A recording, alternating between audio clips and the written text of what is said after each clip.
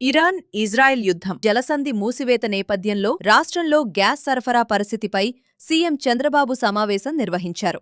ఈ సమావేశానికి సీఎస్ సాయిప్రసాద్తో పాటు ఉన్నతాధికారులు, అలాగే గైల్, ఓఎన్జీసీ ప్రతినిధులు హాజరయ్యారు.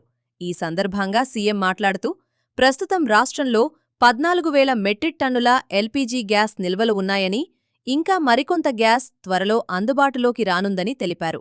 కాబట్టి రాష్ట్రంలో గ్యాస్ కొరత లేదని స్పష్టం చేశారు.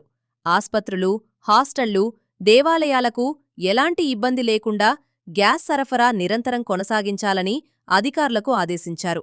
ప్రజలు భయపడకుండా ఉండేందుకు సిలిండర్ల డైవర్షన్ను ఈకేవైసీ, ఓటీపీ ద్వారా నియంత్రించాలని చెప్పారు. అలాగే అవసరమైతే ఇండక్షన్ స్టవ్స్ వంటి ప్రత్యామ్నాయాలను సిద్ధంగా ఉంచాలని, గ్యాస్ కంపెనీలు ఉత్పత్తి పెంచి సరఫరాను మెరుగుపరచాలని సూచించారు.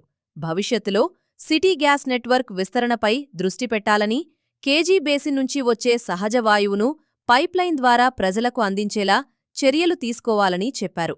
సీఎన్జీ, పీఎన్జీ వినియోగాన్ని పెంచే అవకాశాలను పరిశీలించాలని సూచిస్తూ రాష్ట్రంలో గ్యాస్ సరఫరా వ్యవస్థను మరింత బలోపేతం చేయాలని నిర్ణయించారు.